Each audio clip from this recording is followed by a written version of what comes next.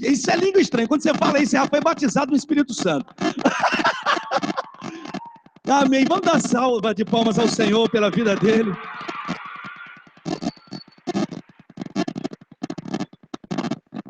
Amém. Ele é esposo da pastora Bianca Toledo. Ele é um tremendo homem de Deus. Eu queria nascer com essa pinta de galã que ele tem, rapaz, mas não deu certo. Meu cabelo, rapaz, parece, ó, quase igual, mas olha aí, ó. Isso aqui é hollywoodiano. Pastor, seja muito bem-vindo a esse lugar. Nós te recebemos com uma tremenda alegria e amamos seu ministério, sua esposa tem sido bênção para essa nação, o senhor também. E quando o pastor Júnior, o Fernando me falaram do seu nome, eu fiquei extremamente feliz por saber que nós seríamos ministrados por alguém que está tão envolvido com...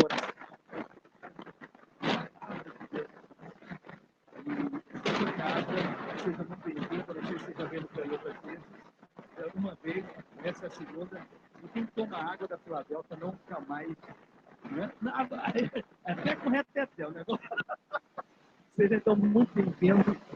Esse é um pré-congresso nosso. Desejamos muito que os jovens ouvissem sobre relacionamento e nós sabemos que o Senhor é a pessoa certa para esse momento, em nome de Jesus. Assim como Deus usou o pastor Douglas, vai te usar agora. Vamos ficar de pé, vamos orar por ele agora. Vamos orar por ele, pedir que Deus use agora a vida dele, que vai ser muito poderoso essa noite. Pai, eu sei que o Senhor tem uma palavra tremenda para trazer ao nosso coração, e usa o teu filho como uma forma hoje, como um canal desobstruído absolutamente pelo Senhor. Traz sobre ele uma unção ainda mais fresca. Traz sobre ele, Deus, coisas que nem ele mesmo lembrava, mas que virá à sua mente. Pelo Espírito Santo, traz a ele, meu Deus, experiências e fala através dos seus lábios em o nome de Jesus. Amém? Dê uma salva de palmas ao Senhor. Seja bem-vindo, pastor.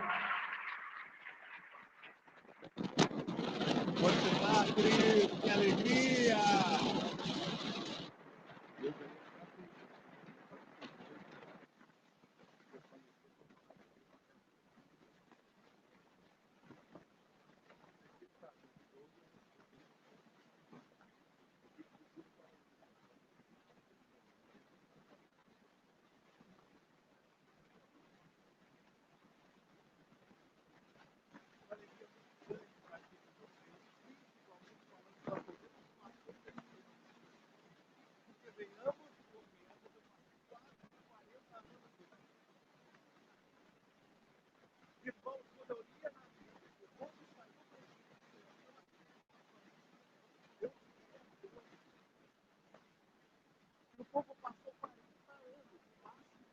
Deserto é maná. No deserto não tem quase nada além disso. Quando o negócio está muito difícil, Deus dá uma codornize. Mas em compensação, quando a gente entra na terra prometida, mana leite e mel. E eu passei 33 anos solteiro.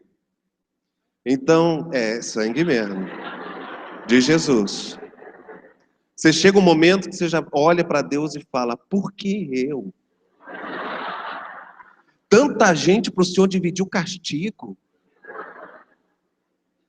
Por que tudo em mim, Jeová? Mas o Senhor teve misericórdia. Mas interessante que quando o Douglas falava, teve um momento na minha vida que eu já decepcionei pessoas. E eu também já fui decepcionado por pessoas. O fato de eu ter demorado muito tempo para casar não significa que eu passei 33 anos puro, imaculado, no altar, dizendo, ó, Todo-Poderoso do Universo, quem é santo como eu na terra? Não, eu já feri corações e eu já tive o coração ferido. Mas chegou um momento na minha vida, eu estava namorando e, por algum motivo, ela resolveu terminar. E é meio assim, inadmissível, né? Quando você é cheio de vaidade, cheio de soberba, você fala assim, quem ela pensa que é para terminar comigo? É um absurdo. Porque se tem uma coisa que é notório quando os relacionamentos terminam, é a capacidade para justificar que você está bem. Você começa a lançar indiretas no Facebook, que virou um muro de lamentações das redes sociais, e você começa a querer provar o quanto você está feliz. Olha que dia lindo, recebi flores anônimas. Será de quem enviei para mim?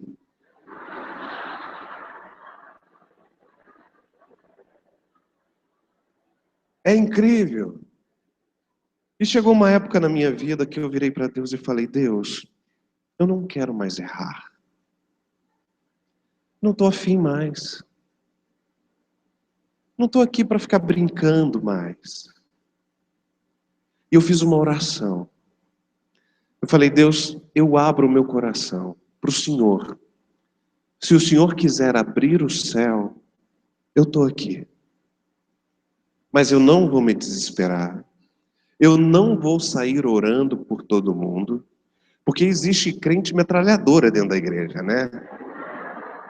Você entra na igreja, o cara, ele tem a música do bop como trilha sonora. Ele já entra, já é pá, pá, pá, pá, pá, pá, pá, pá, pá. É atira para todo mundo. Eu falei: eu não quero mais errar. E eu comecei exatamente um propósito de oração. Por mim. Eu falei: Senhor, me prepara para me relacionar. Porque eu sei que o Senhor está preparando alguém para mim. Mas eu não me sinto preparado.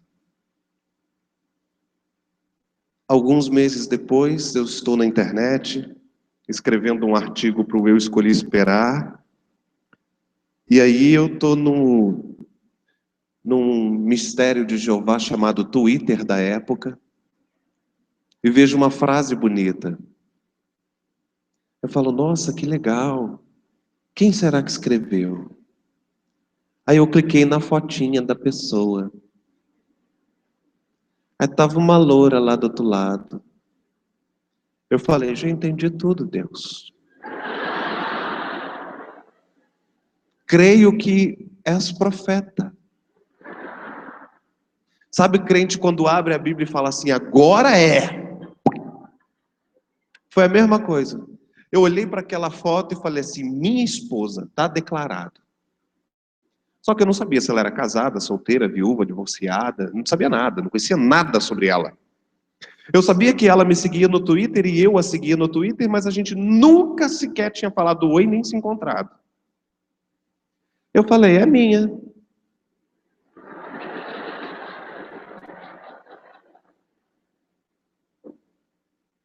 Aonde o pé colocar será sua por herança. Eu quase joguei o computador no chão e pisei em cima. Mas dizem que quando uma mulher quer descobrir algo sobre o homem, ela coloca o FBI no pé, no chão. Mas o homem também tem as suas táticas. E eu comecei a investigar sobre a vida dela. E vi que ela já tinha sido cantora, vi que ela já tinha passado por um processo de coma, e vi que agora ela pregava o evangelho. E eu tinha decidido casar com alguém que fosse bonito por dentro e por fora. Porque eu sempre disse isso. Não adianta ser de Jesus. Pode ser de Jesus, mas não é de Jesus para mim. Mas fulana, quem nunca ouviu isso? Reunião de família. Meu Deus, almoço de família na casa da avó, ou daquela sua tia encalhada, é o antro do capeta. Você chega lá, antes da pessoa te dar bom dia, ela pergunta: e aí, já casou? E você, cheio de domínio próprio, você quer pedir para aquela pessoa que você ama tanto e passear. Você diz: não.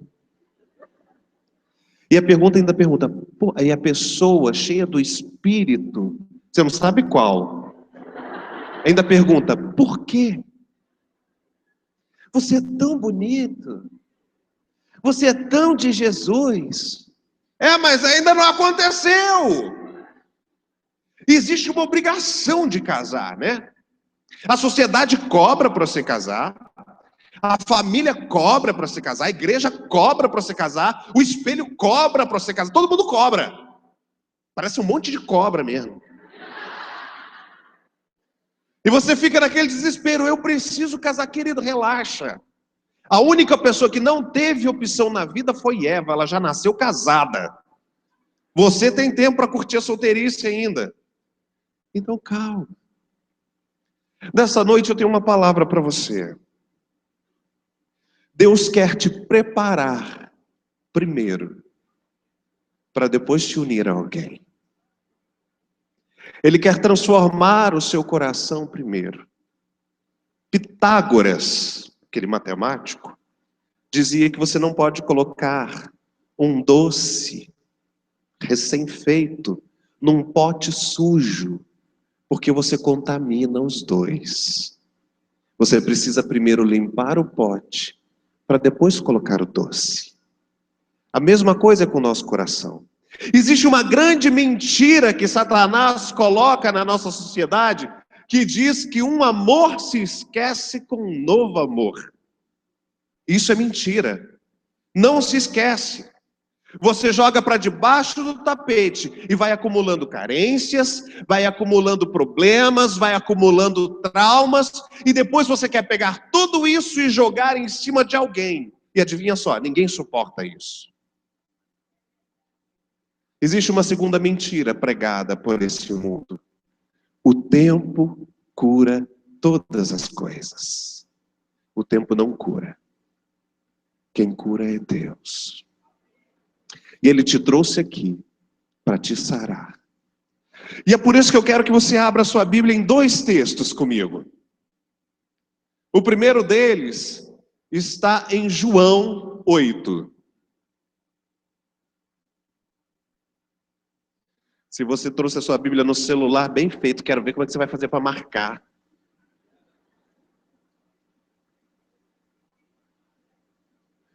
João 8, e você vai marcar.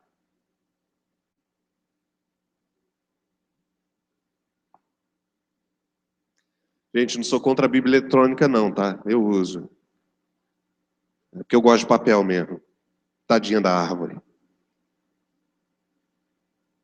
Segundo texto, 1 Reis 19. Dentro da Bíblia de crente é papel, então marca aí. Bíblia de crente, quando cai no chão, precisa da ajuda de anjo para catar.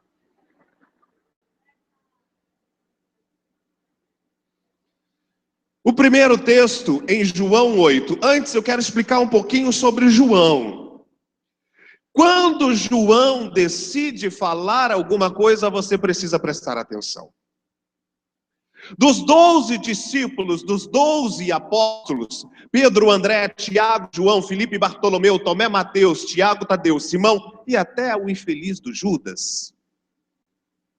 De todos eles existia um que era tipo o BFF, o Best Friend Forever de Jesus. No grupinho existia 120 pessoas que caminhavam com Jesus, 70 que ele delegava algumas tarefas, 12 que ele chamou pelo nome, mais 3 que andavam com Jesus para cima e para baixo, Pedro, Tiago e João. Monte das Oliveiras para orar, Pedro, Tiago e João. Atravessar o mar, Pedro, Tiago e João no barquinho, no mar da Galileia. Desses 3, Pedro e João adquirem uma conotação maior na Bíblia. Mas a respeito de João, a Bíblia fala que ele deitava no colo de Jesus. Quer saber como alguém pensa? Pergunta para o melhor amigo dela. Quer saber o que estava nas entranhas de Jesus, nos seus sentimentos? Vamos ver o que João tinha a dizer. No entanto, que esse texto de João 8, ele não está em nenhum dos outros evangelhos chamados sinóticos, Mateus, Marcos e Lucas. Tem muitos textos que tem Mateus, tem Marcos, tem Lucas, se repetem, mas esse texto de João está só em João. Jesus queria mostrar algo muito incrível, muito inovador, através de uma experiência dramática e cruel. O versículo 53 do capítulo 7, um versículo antes do capítulo 8, diz assim: e cada um foi para sua casa. Começando o versículo 8. Jesus, porém, foi para o Monte das Oliveiras. Ao amanhecer, ele apareceu novamente no templo onde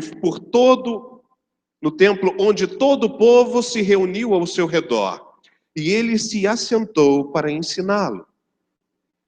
Os mestres da lei e os fariseus lhe trouxeram uma mulher surpreendida em adultério. Fizeram-na ficar em pé diante de todos e disseram a Jesus: Mestre, essa mulher foi surpreendida no ato de adultério. Na lei de Moisés nos ordena a apedrejar tais mulheres. E o Senhor, que diz? Versículo 6. Eles estavam usando uma pergunta como armadilha, a fim de terem base para acusá-lo. Mas Jesus inclinou-se e começou a escrever no chão com o dedo. Visto que continuavam a interrogá-lo, se levantou e lhes disse: se alguém de vocês não tiver pecado nenhum, seja o primeiro a tirar a pedra. Inclinou-se novamente e continuou escrevendo no chão. Os que ouviam foram saindo, um de cada vez, começando pelos mais velhos. Jesus ficou só com a mulher em pé diante dele. Então, Jesus pôs-se em pé e lhe perguntou: mulher, onde estão os teus acusadores? Ninguém a condenou? Ninguém, Senhor, disse ela. Declarou Jesus: eu também não a condeno. Agora vá e abandone a sua vida de pecado. Vamos entender um pouquinho da história? Era a festa dos tabernáculos, uma das festas mais importantes do povo judeu. Tinha se passado esse primeiro dia, e no final do dia das comemorações, depois de alguns rituais, de algumas celebrações, o povo foi para casa descansar, porque no dia seguinte a festa continuaria. Mas diz a palavra de Deus que enquanto o povo foi para casa descansar, Jesus não foi. Ele foi para o Monte das Oliveiras. E nós sabemos o que Jesus fazia no Monte das Oliveiras. Ele ia para lá para orar. Ele ia para lá para falar com Deus. Ele ia para lá para conversar com o Pai. Mas o que fez com que Jesus tirasse uma noite de sono no meio de uma festa tão importante, onde ele viria se declarar como a água viva, como o pão vivo, aquele que mata a sede, e perder essa noite e ir para o Monte das Oliveiras, orar e clamar e buscar a Deus? Entenda uma coisa: Deus não perde o controle da história.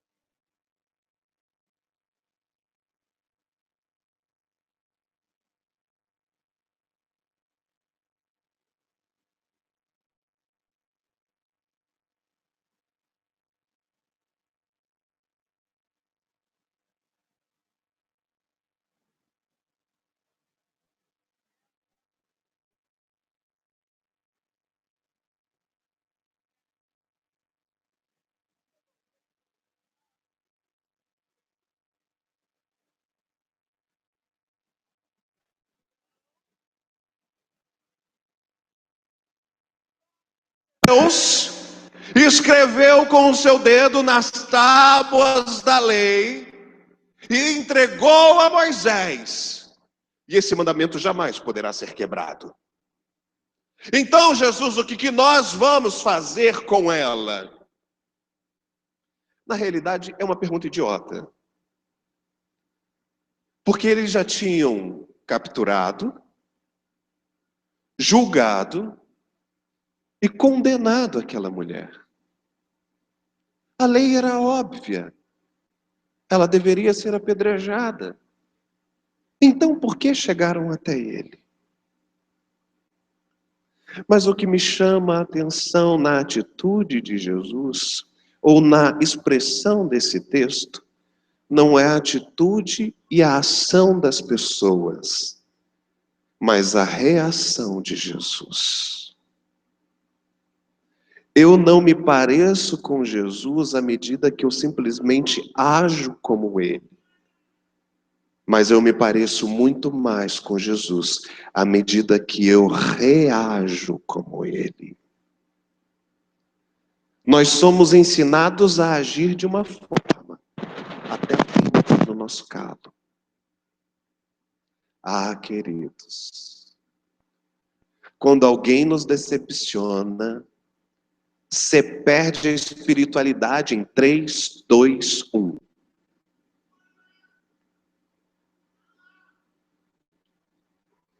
E uma das perguntas que mais me fazem nas sessões das redes sociais é: pastor, como ser cheio do Espírito Santo? Porque as pessoas estão acostumadas a achar que a presença do Espírito Santo é alguma coisa visível, pautada em dons. E deixa eu dizer uma coisa para você. Dons não significa presença do Espírito Santo. Frutos, sim.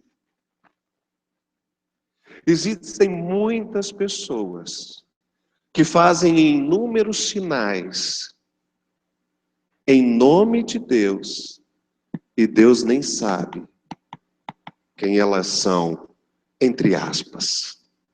Mateus 7, 22. Comparecerão diante do Cordeiro do céu e dirão: Senhor, mas em teu nome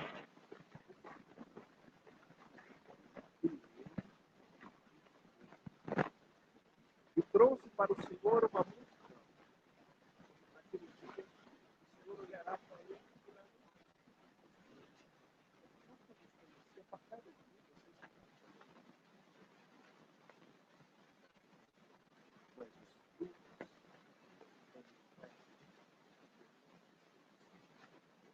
o amor, a alegria, a bondade, a felicidade, o domínio próprio.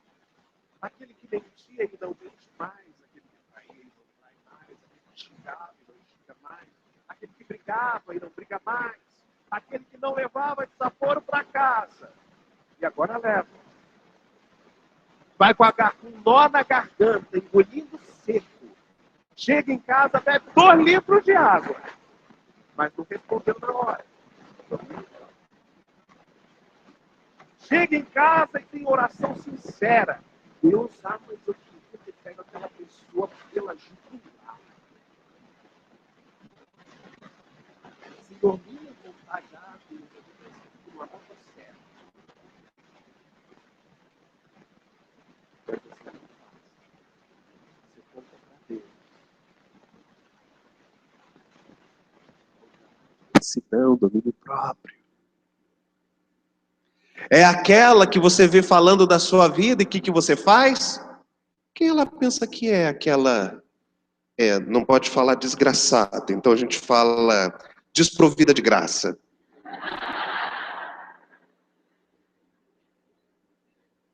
Mas você não responde.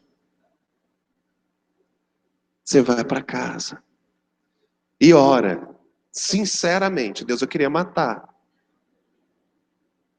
mas eu não posso, então me ajuda. Quando nós reagimos como Jesus, nós parecemos muito mais como Ele.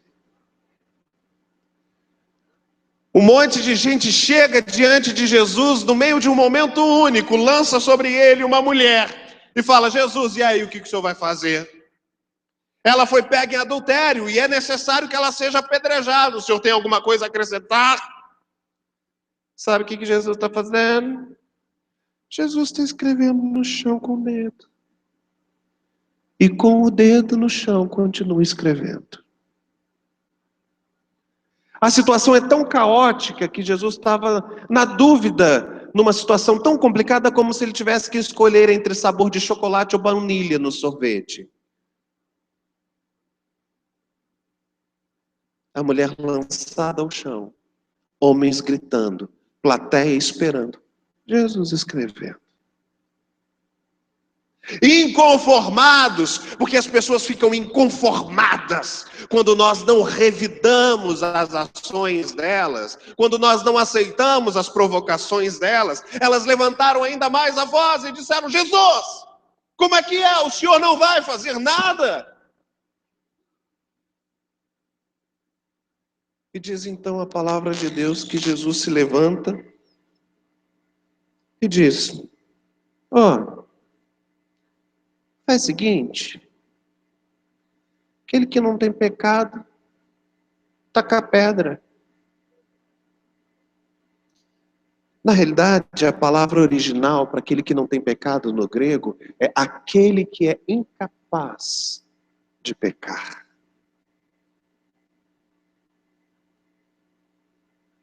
Jesus abaixa e continua escrevendo no chão.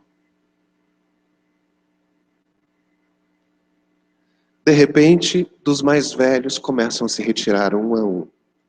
Eu entendo isso, porque os mais velhos são mais inteligentes. A gente é que vive na emoção do hormônio. Cada dia pensa uma coisa, um dia quer viver, outro dia quer morrer. Um dia se acha lindo, no outro dia acha que é a cópia do Chuck. Um dia você olha no espelho e fala: ai, se eu te pego. No outro dia você olha no espelho e fala: crê em Deus Pai. Sai pra lá, assombração. É a juventude. Eu sei porque eu ainda estou nela. Mais ou menos. Jesus continua escrevendo no chão. De repente não tem mais ninguém. Ele levanta, olha, pergunta para a moça e fala: onde estão os teus acusadores? Eu fico imaginando aquela mulher lançada no chão, chorando. Ela sabia que a única coisa que lhe restava seria a morte certa. E a palavra que ele usa ali para acusador é demônio, diabo. Onde estão os teus diabos? Onde estão os teus demônios? E ela fala: eles foram embora. E Jesus diz: tudo bem, eu também não te condeno. Mas entenda uma coisa, muda de vida e vai em paz. Existe uma segunda coisa que eu acho incrível nesse texto. E agora, digo eu, não Senhor. A palavra usada para escrever no chão é grafos. É escrever em tábuas. Quando Deus deu as tábuas da lei a Moisés, e escreveu nela o 7º mandamento, não adulterarás, ele escreveu com o dedo. E escreveu na rocha. Agora Jesus está usando a mesma palavra similar para escrever, só que agora na terra. Jesus em momento nenhum ele revoga o mandamento de que o adultério é errado. Mas ele concede agora uma nova chance àquele que se arrepende. Coisa que jamais era permitida até então. Ele precisaria mudar o rumo da história. E dessa vez ele não escreve na rocha. Ele escreve na terra. Porque nós não somos feitos de rocha. Nós somos feitos de terra. Gênesis, quando Deus cria o homem, o primeiro homem, Adão. Diz a palavra que ele tira de Adamá. Adamá é terra. Adamá, sem o A do final, é Adão. Adão. Eu e você somos terra.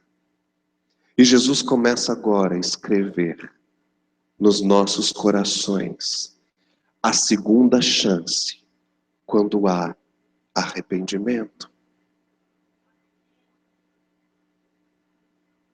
Segundo texto dessa noite. 1 Reis 19.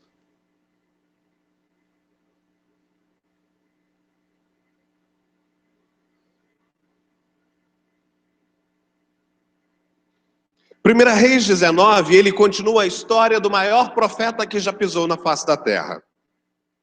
Tirando Jesus Cristo Nazareno, o maior profeta considerado pelo povo judeu é o profeta Elias. E incrivelmente, Elias foge o padrão de qualquer profeta. Geralmente, quando a Bíblia apresenta alguém, a Bíblia dá o currículo dessa pessoa. Leia depois Jeremias, Oséias, Naum, Abacuque, Sofonias, Malaquias, quando qualquer um deles está na Bíblia, tá? Tá bom, crente? Tá lá na Bíblia. Naum tá na Bíblia. Abacuque também. Não vou pedir para você abrir, porque senão ia ter gente aqui chorando. Mas estão lá na Bíblia. E ao contrário deles, quando eles são apresentados na Bíblia, o Senhor mostra quem eles são. Ele diz de onde eles vieram, ele diz a tribo que eles pertenciam, ele diz de quem eram filhos, muitas vezes de quem eram netos ou bisnetos. Diz a estação, o tempo, a geração. Ao contrário de todos eles, quando Deus apresenta Elias, Deus não dá nada sobre Elias. A única informação que nós temos sobre o profeta Elias, em capítulo 17, versículo 1, é que diz que Elias o tesbita, ou Elias dos moradores de Tisbé, da região de Gileade. A Bíblia não diz de qual tribo Elias era. A Bíblia não diz quem eram os pais de Elias, os avós de Elias. E o pior de tudo, ela diz sobre uma cidade chamada Tisbé. Você já foi a Tisbé? Nunca foi? O que você está fazendo? Depois quer casar. Você nunca foi a Tisbé? Deixa eu te dizer, ninguém sabe onde fica Tisbé. Até hoje os historiadores procuram Tisbé na região de Gileade e ninguém faz a menor ideia onde fica. Sabe por quê? Era um povoado tão insignificante que nunca entrou no mapa. A única informação que nós temos sobre Elias não vale. Não é de relevância. E Deus dá para Elias a maior função da geração dele. Enfrentar Acabe, o pior rei que já passou pela face da terra. Um rei que não só queimou os próprios filhos a Baal, como casou com a pior mulher da face da terra. Uma mulher chamada Jezabel. Filha de Etbaal, sacerdote de Baal. E eu gosto de chamar essa mulher de Jeza, filha do cão Bel. Porque pensa no casamento de Satanás com a pombagira. Era algo assim. E Deus dá uma ordem a Elias. Elias vai lá, coloca o dedo na fuça de Acabe e diz: Acabe, vai chover, mas não. Não vai.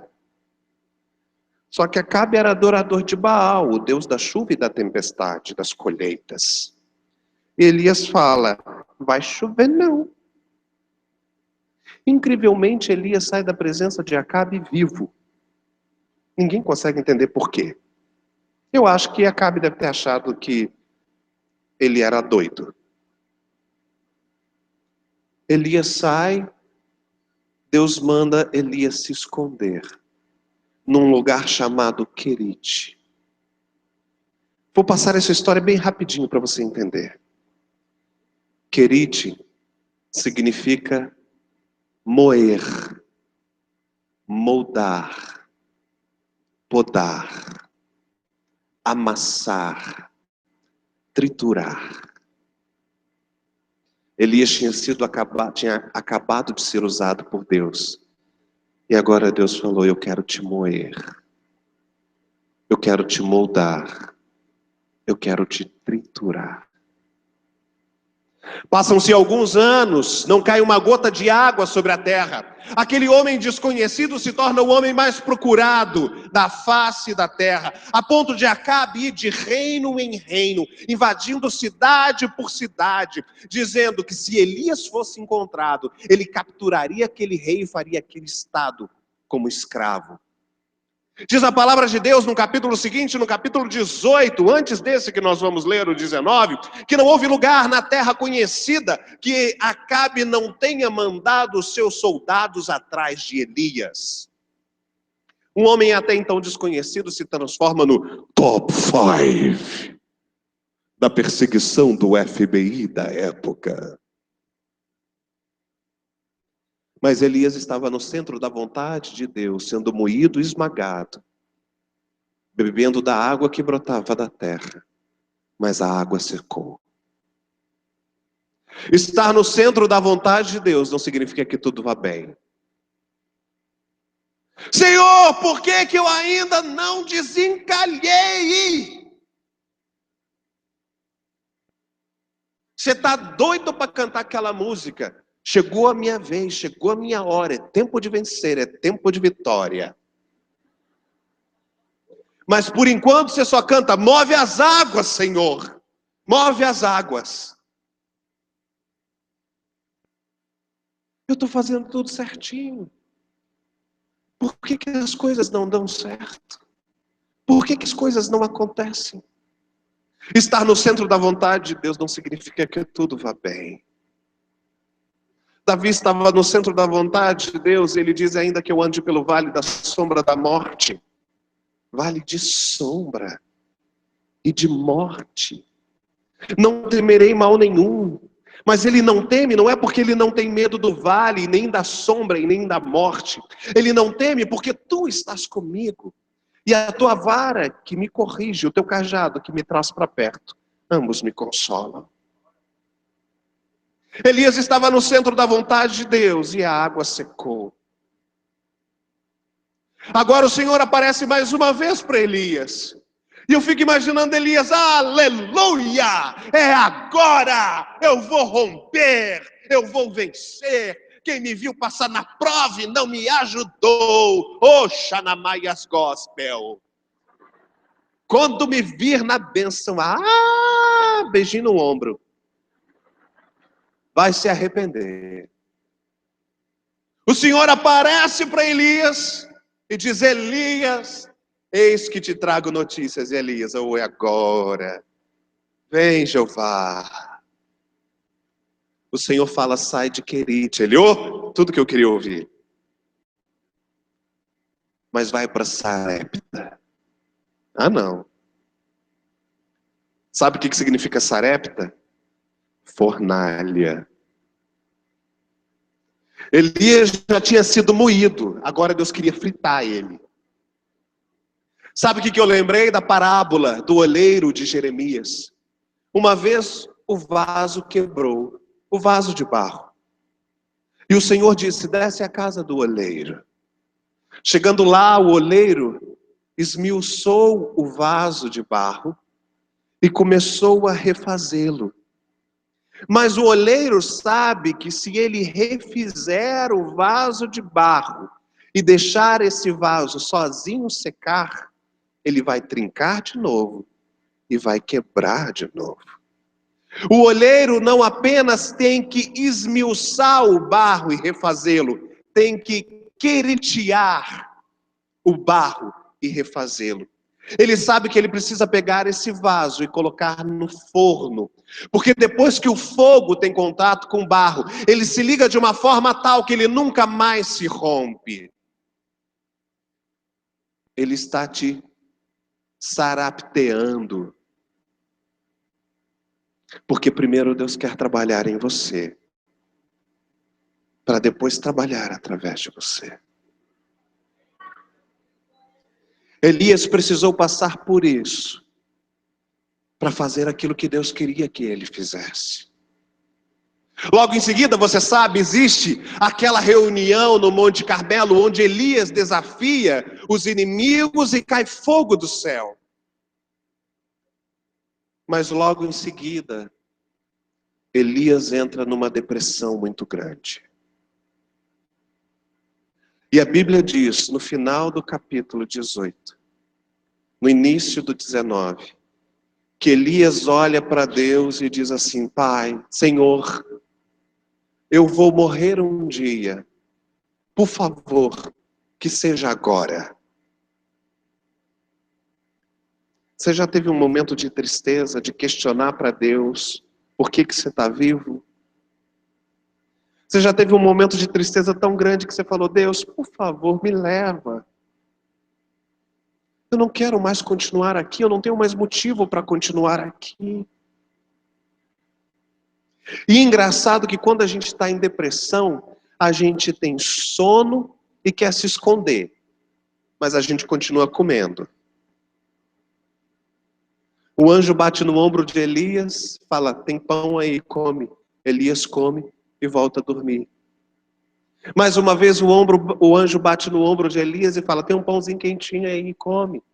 Você vai andar 40 dias, Elias. Elias come, e com aquela comida, ele anda 40 dias, até encontrar uma caverna. Quando ele encontra uma caverna, ele entra dentro dela, porque ele não quer ver ninguém. Ele não quer falar com ninguém. Ele não quer conversar com ninguém. Porque que ele não entende mais por que ele está ali. Ele não entende mais o que é para ele fazer da vida. Ele não entende mais qual é o propósito. E nesse momento eu quero ler esse texto com você. A partir do versículo 9 do capítulo 19.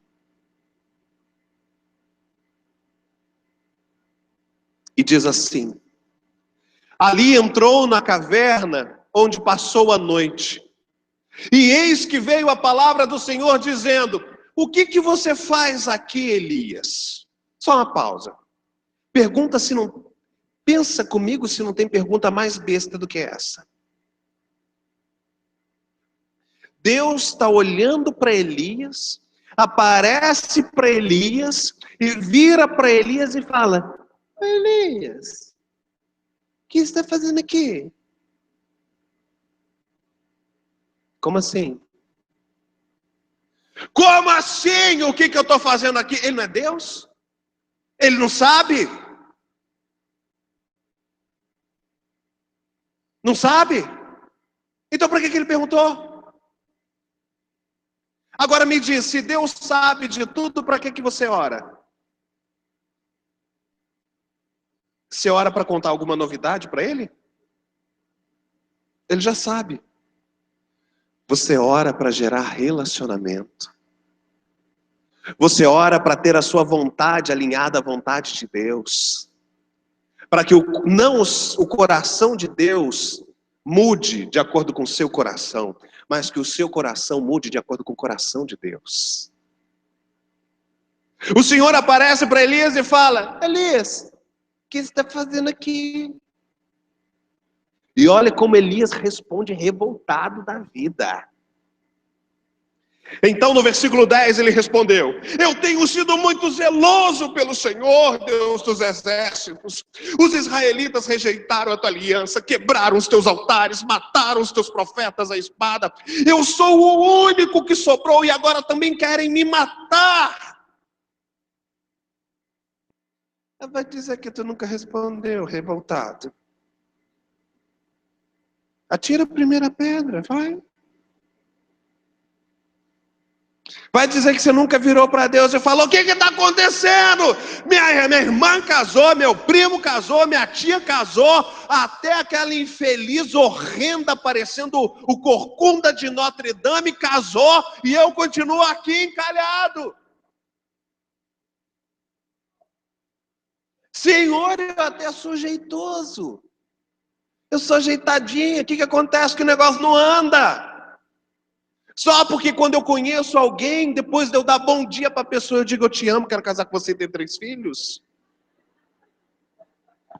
Carência é um negócio sério, né? Carência é fogo, meu irmão. As meninas e as melhores amigas delas que digam a panela de brigadeiro.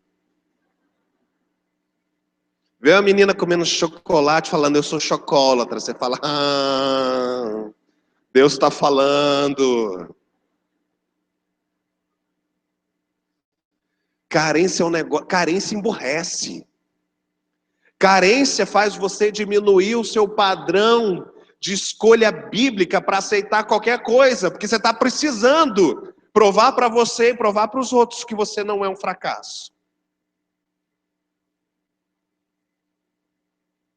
A carência te faz tomar as piores escolhas da sua vida.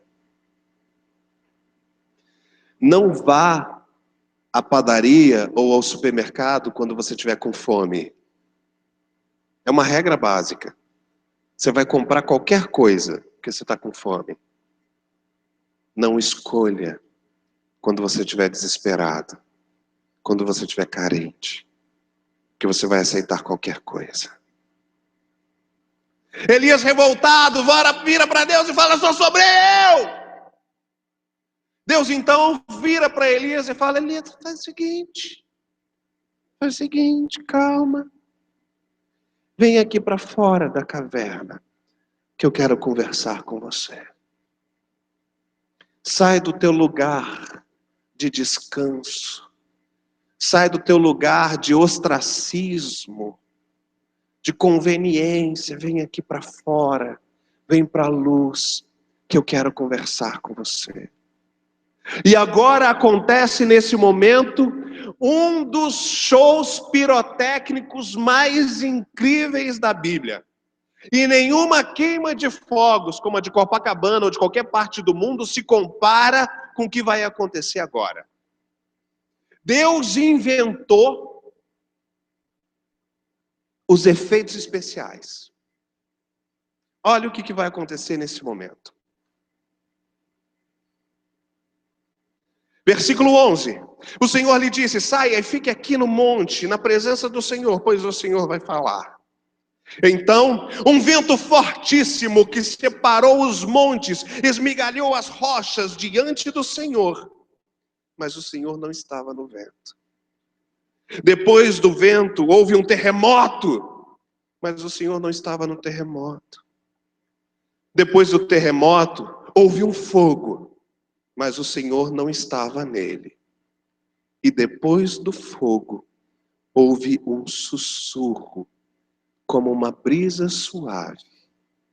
Então Elias se prostrou e cobriu o rosto.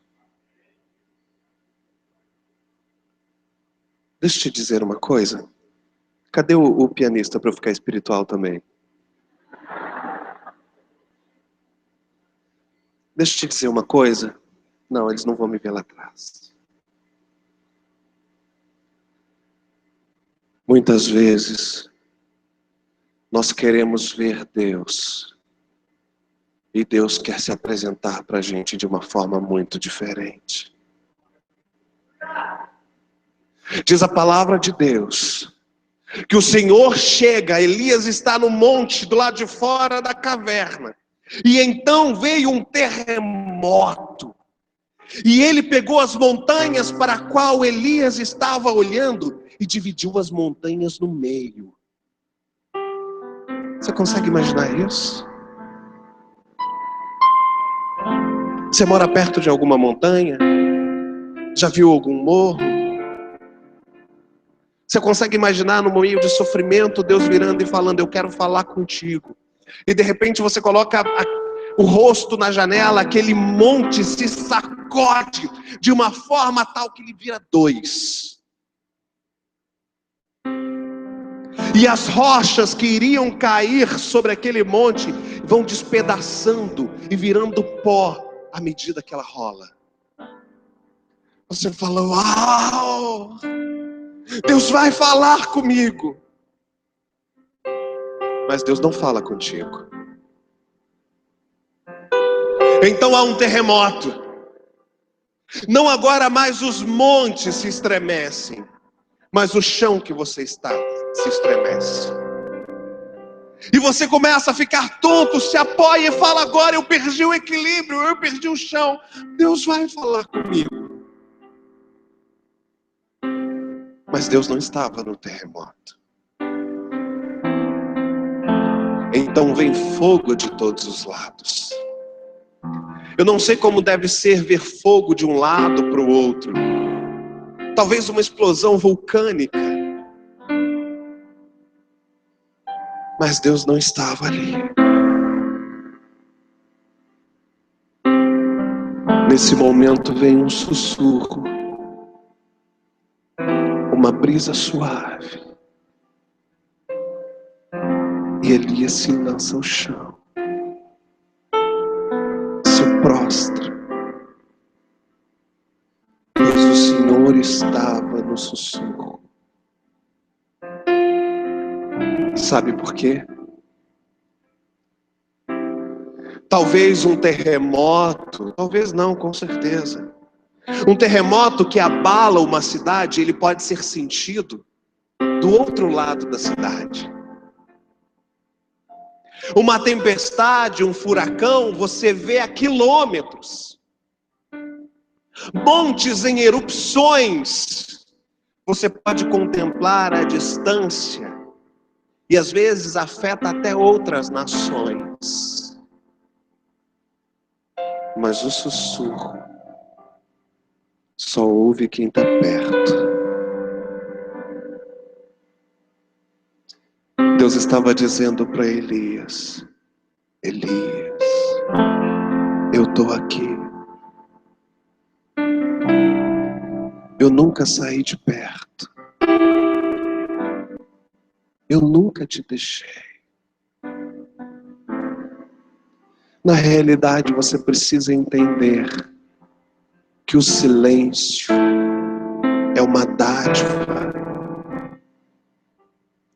Todas as vezes que você questionou por que eu não te respondo, por que você ora e parece que eu estou em silêncio, na realidade eu estou trabalhando em você, para depois trabalhar através de você. Como aquela mulher lançada aos pés de Jesus, tendo a certeza que a única coisa que lhe restaria era a morte. Ela levanta os olhos e Jesus diz: está tudo bem, eu estou aqui, eu te entendo, eu sofro a sua dor, você não está sozinho.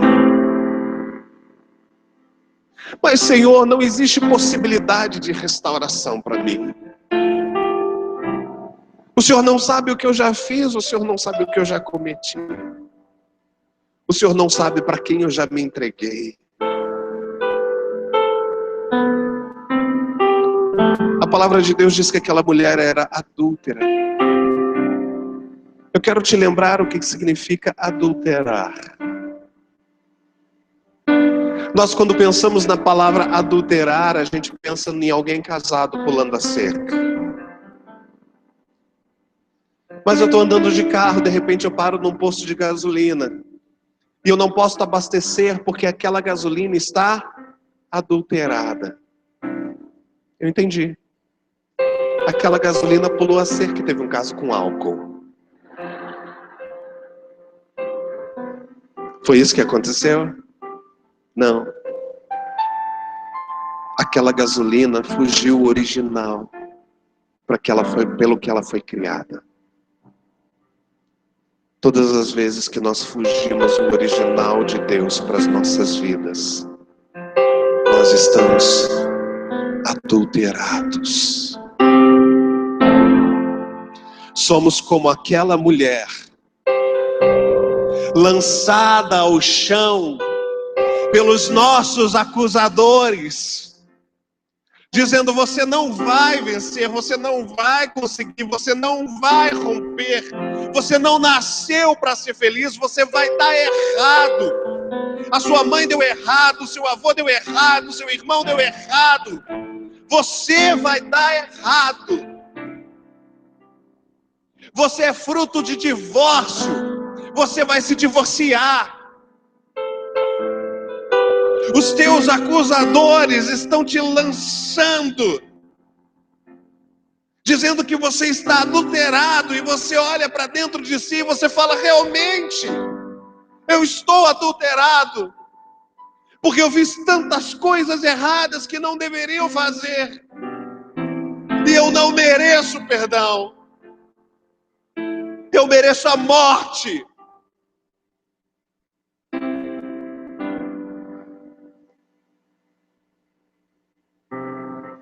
Diz para mim, quantas vezes você prometeu para Deus que não ia cometer aquele pecado que você cometeu de novo? Quantas vezes nós temos a capacidade incrível de repetir o mesmo pecado?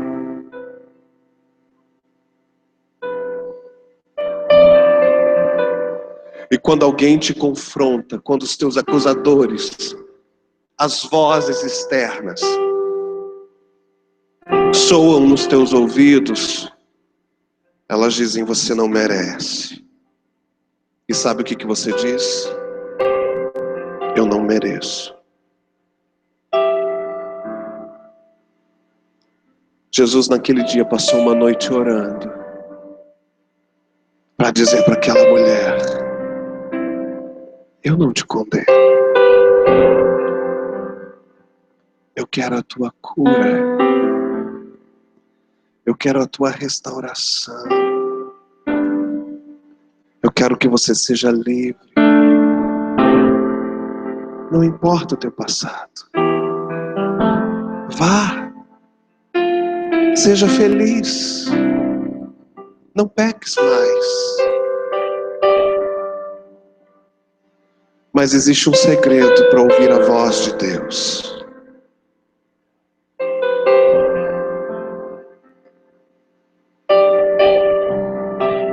Fazer cessar as vozes externas. Elias só ouviu a voz de Deus quando o silêncio pairou. Está na hora de parar de buscar a manifestação de Deus em terremotos, em tempestades. Está na hora de buscar a voz de Deus no silêncio, no escondido, no secreto. Terremoto não gera intimidade. O silêncio sim. O Senhor quer te fazer feliz em família. Mas antes disso, Ele quer preparar você para que você não seja o problema da sua família. Ele quer restaurar você, fazer cessar as vozes dos acusadores e muitas vezes a sua própria voz, que te acusa tanto e não te permite receber o perdão. Quantas vezes Deus já te perdoou e você ainda não se perdoou? Dentro de você brota o eu não vou conseguir, o eu não vou chegar lá, o eu não mereço.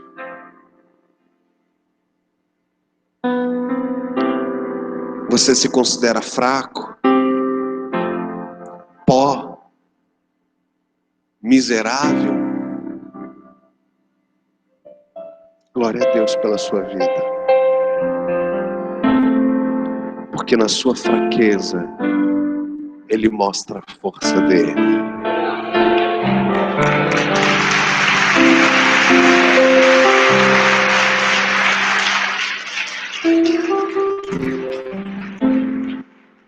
Quando você entender que você não consegue sozinho, que você não é capaz de escolher sozinho, você vai receber a ajuda do alto para seguir o caminho.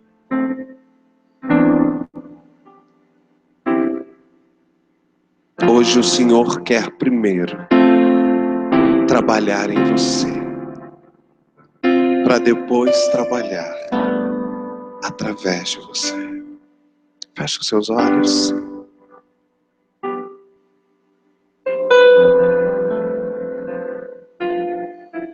Fala conosco nessa noite, Senhor. Mostra o desejo do teu coração para cada um de nós. E revela os teus sonhos, Deus. Faz renascer. Restaura dentro de nós. Reaviva dentro de nós. Lembra-nos, Deus, dos momentos de intimidade que estivemos na tua presença. Lembra-nos que cada dia na tua presença vale mais do que outro em qualquer lugar. Lembra-me que o Senhor é o maior interessado na minha felicidade, mas que muitas vezes eu me preocupo tanto que eu não consigo sequer ouvir os planos de Deus para mim. Lembra para mim, Deus, a cada manhã, que o Senhor escreveu todos os meus dias, e nenhum deles é oculto ao Senhor.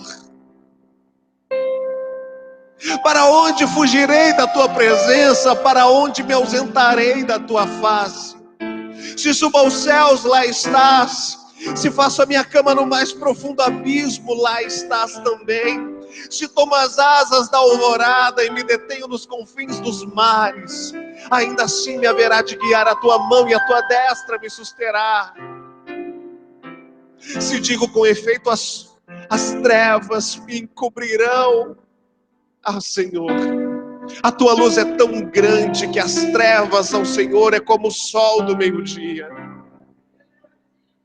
O Senhor conhece todos os meus dias. Ainda a palavra não me chegou à língua e tu, Senhor, já a conhece toda.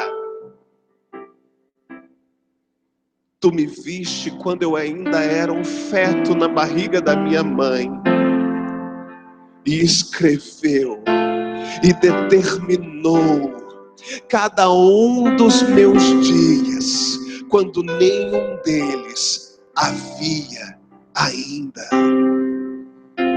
Tal conhecimento é sobremodo elevado, a minha mente não consegue entender. Senhor, me ajuda nesse processo da caminhada. Me ajuda no tempo da espera, que é tão difícil. Me ajuda a fugir da pornografia. Me ajuda a fugir dos namoros sexualizados. Me ajuda a fugir da minha carne, porque a minha carne nunca vai aceitar Jesus. A minha carne luta contra mim o tempo inteiro, então eu preciso fugir dela. Me incomoda, Deus, porque a tua palavra diz que sem santificação ninguém verá o Senhor. E eu quero ser um solteiro santo. Eu quero ter um namoro santo. porque eu quero ter um casamento santo. E eu quero chegar no céu, apresentando ao Senhor a minha santidade. Me ajuda no dia da carência, Pai. Quando os meus hormônios falarem mais altos do que eu, me ajuda a silenciar essa voz e correr para o Senhor. Me ajuda a ter força para dizer não. A terminar aquele namoro que eu tenho certeza que não é do Senhor, mas eu insisto.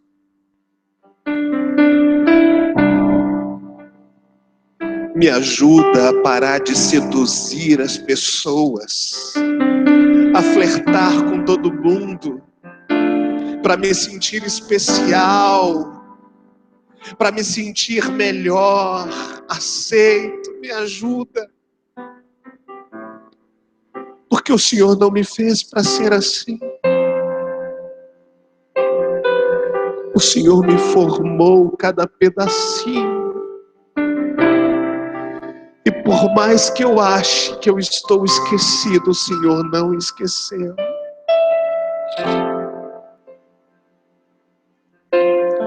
Por mais que eu ache que eu tenha vindo de um lugar nenhum, de família nenhuma,